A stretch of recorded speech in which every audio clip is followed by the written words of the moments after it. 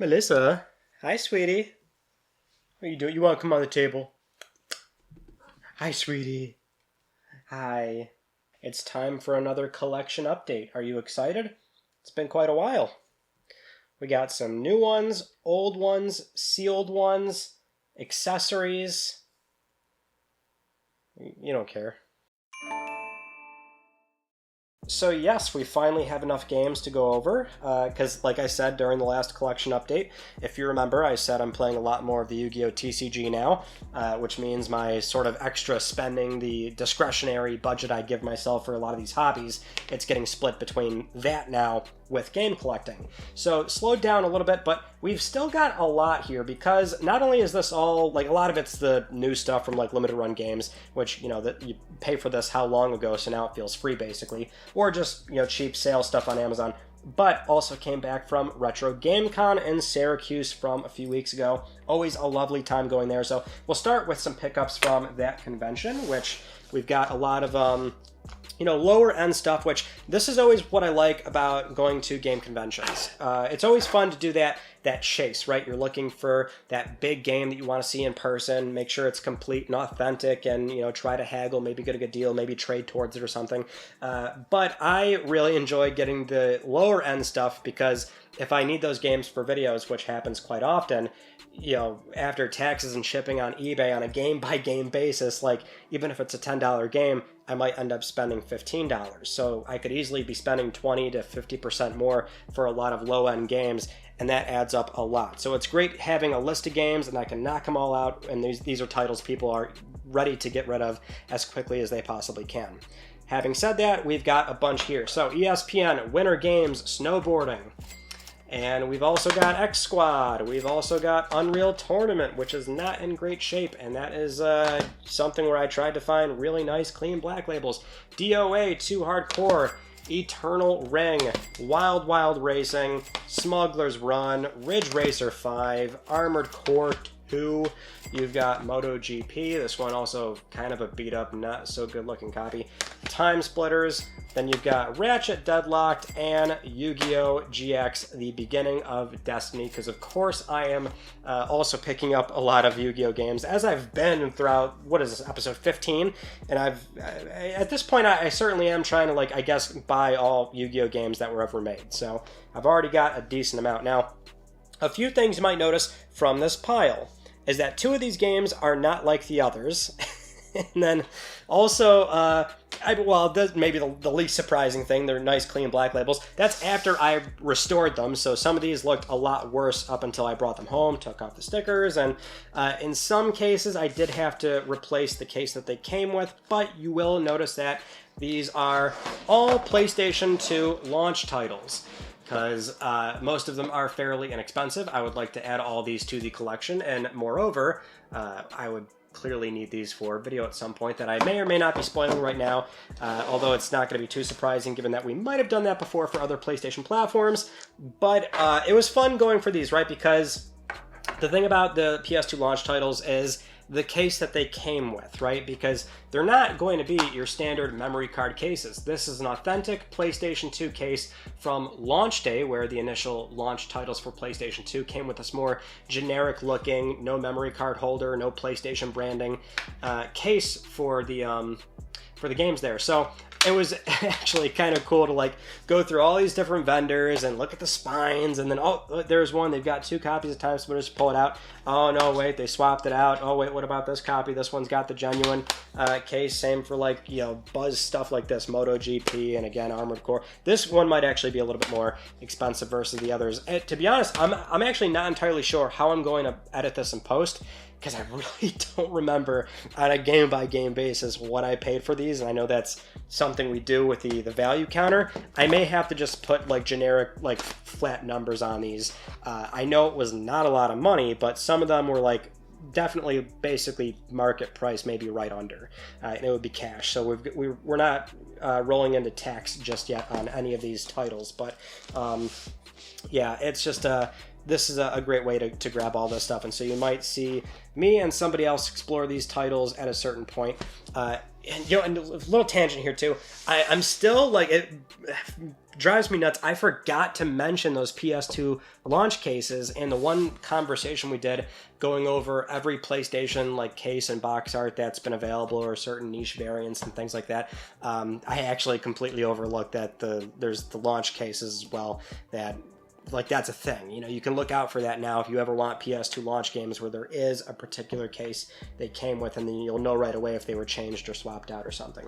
But having said that, we've got all those from Retro Game Con, which, by the way, had a lovely time. Always amazing seeing people there, saying hi, chit-chatting. You're all so lovely. And this year was even more wonderful because the convention operators gave me a little booth. I was on the brochure, and we did some panels, and it was just a great time.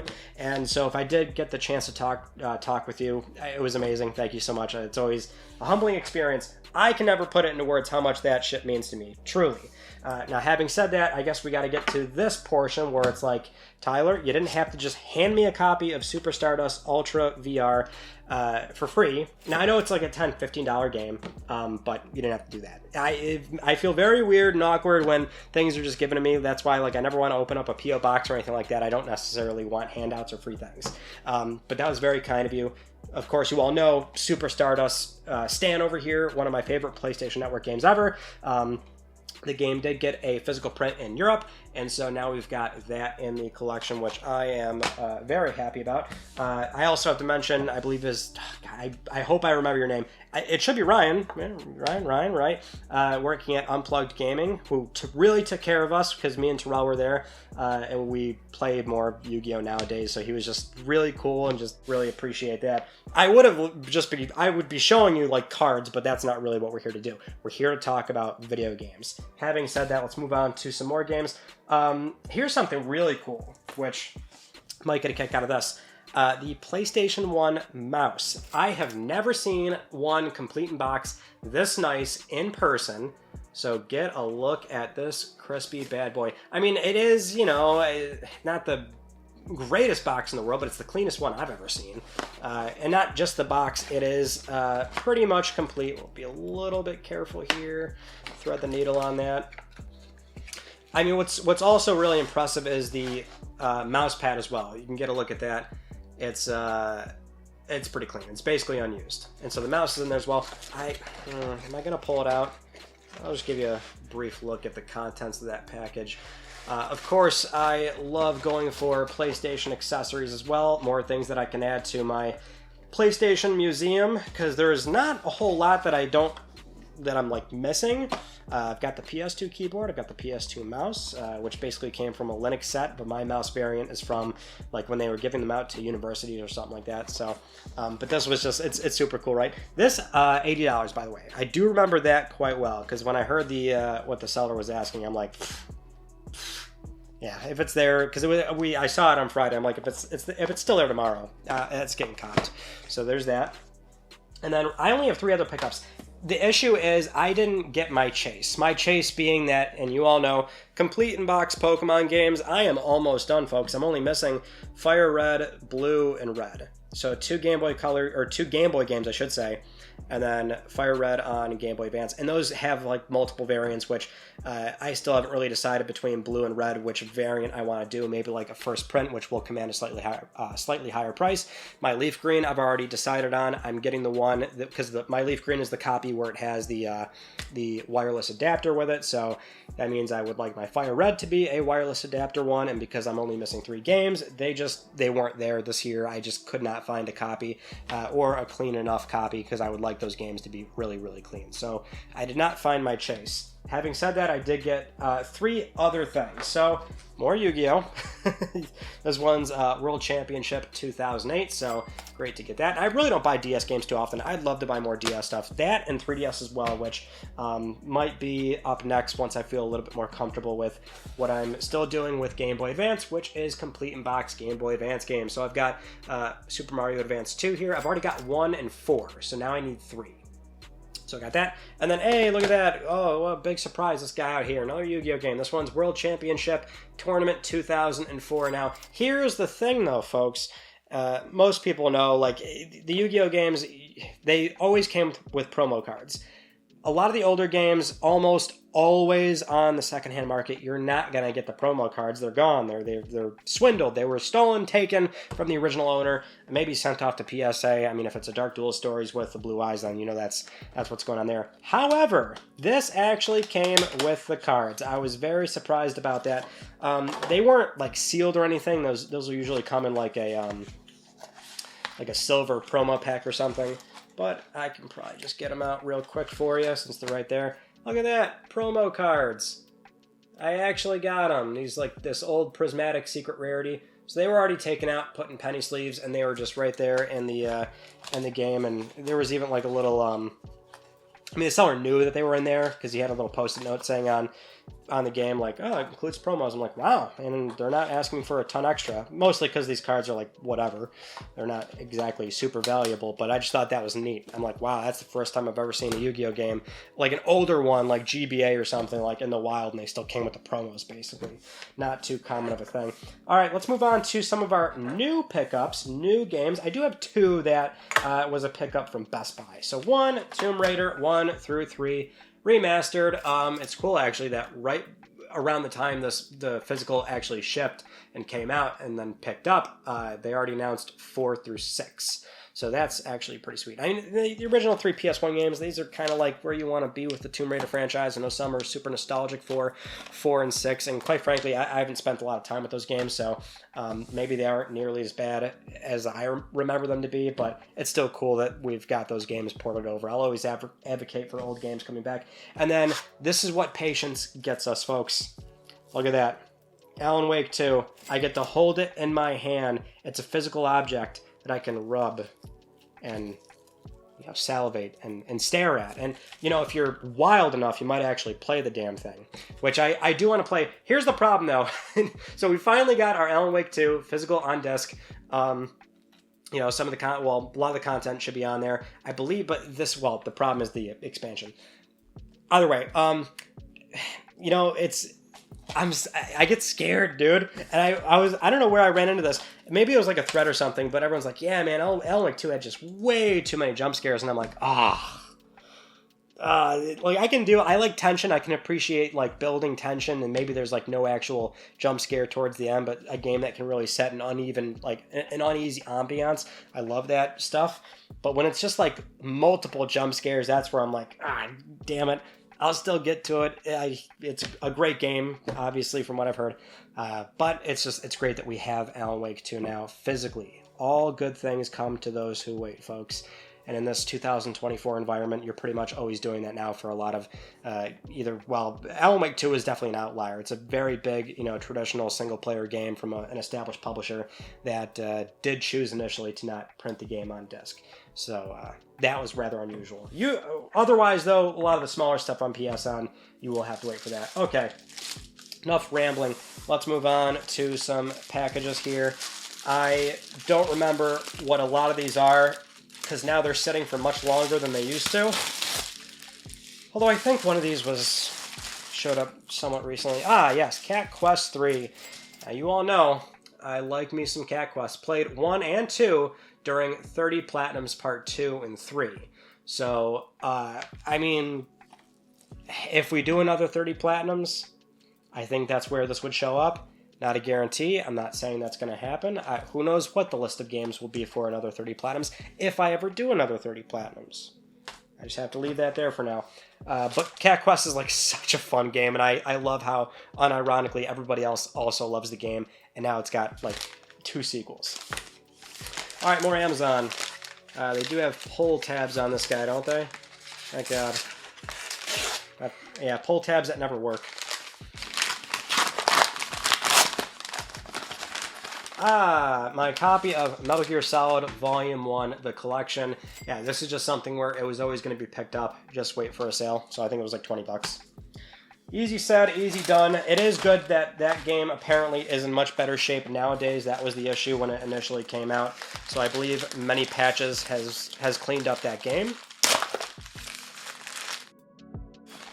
A loose disc copy of High on Life. Game of the Year Squanch Games. You know what's funny? I actually had to double check because it's been so long since I, one, ordered these games, and then two, even well beyond ordering them and them finally showing up, it was sitting for a while too. So it's like I definitely did not even remember, if I ordered High on Life. So I had to check my account on LRG. I'm like, did I even get this? Because now copies are showing up to people delivered. My copy of Raidlum, or whatever. So the funny thing with this is another one of those, what's their name? Limited Rare Games, the shitpost company, basically, where they feed into FOMO and they do, really dumb variants and things like that, and they try to get you to buy multiple copies, and they just, they do what they do over on Twitter.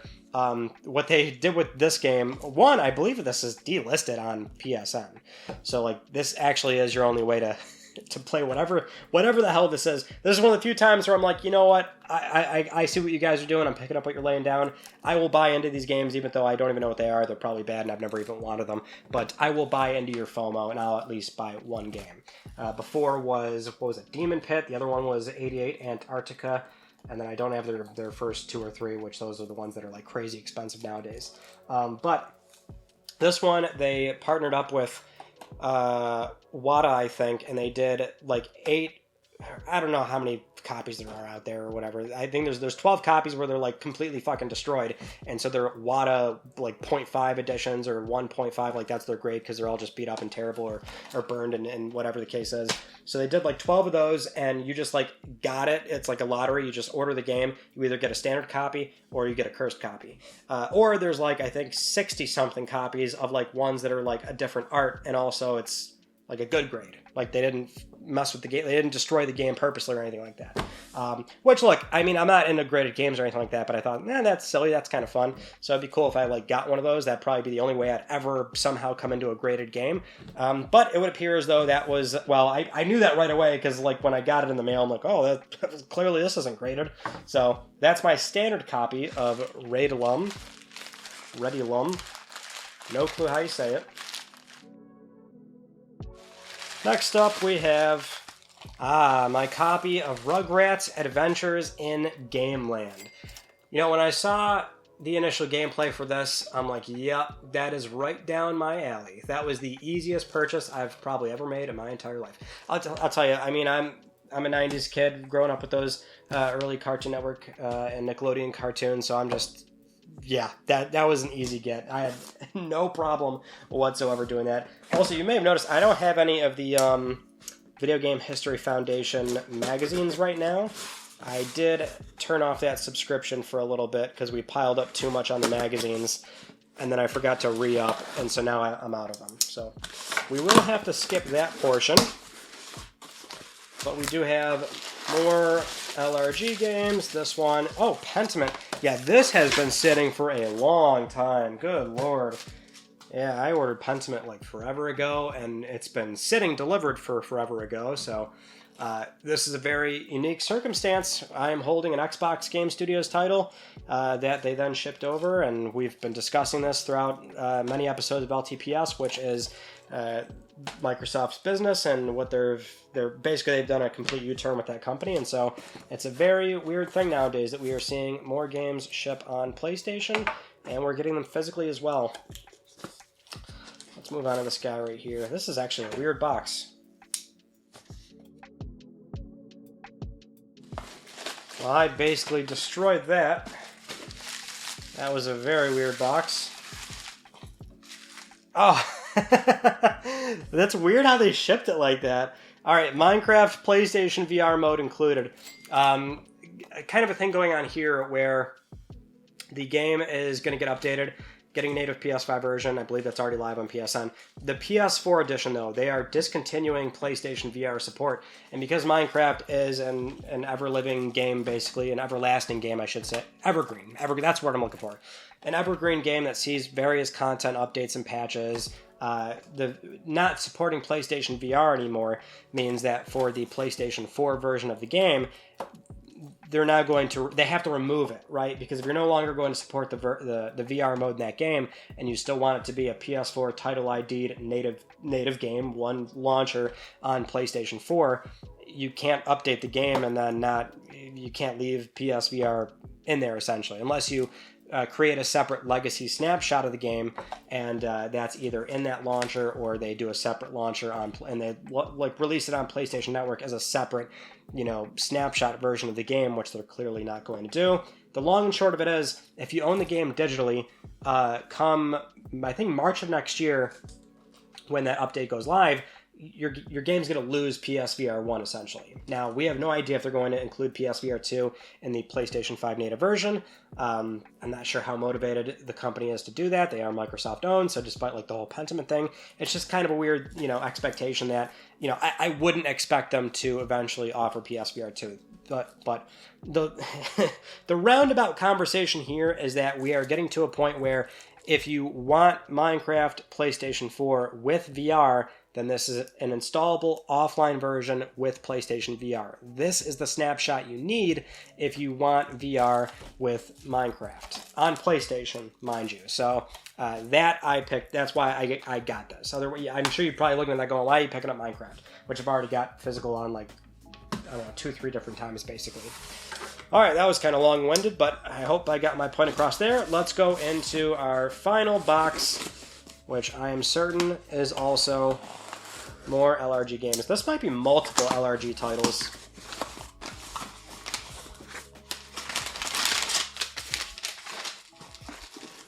That's one. They might have more. No, it's one. Yeah, because sometimes like if you order multiple games in one go, they'll hold them for you until they ship them all. But no, we got Felix the Cat. I love Felix. It was cool that this also got a physical print as well. And I'm also just a cat guy. I mean, if you like cats, if you like Felix, that's the best of both worlds. I really can't. There's no other way to explain it. I had to get that. All right, folks, that is mostly everything laid out. We kind of can't put it all out there with the launch PS2 titles, but that's what I've been up to lately, and I'm pretty satisfied. I'm satisfied given that because I'm splitting the money with like the Yu-Gi-Oh! TCG, that I'm still able to slowly work and add on the game collection, which it's also a great excuse when some of these are for videos, and then it's like, ooh, now I gotta buy video games. Well, I have to, right? I gotta buy video games. It's an amazing privilege, I'll tell you that much, even though I'm still straight up spending money on games. But that's what we got going on. I don't know when we'll do another one of these. It may very well be a long time until that happens, because I'm still, quite frankly, addicted to children's cardboard. But just know that I'm still around buying video games. It just might take a little bit longer. Anyway, thank you so much for watching, and I'll see you all in my next video. You take it easy.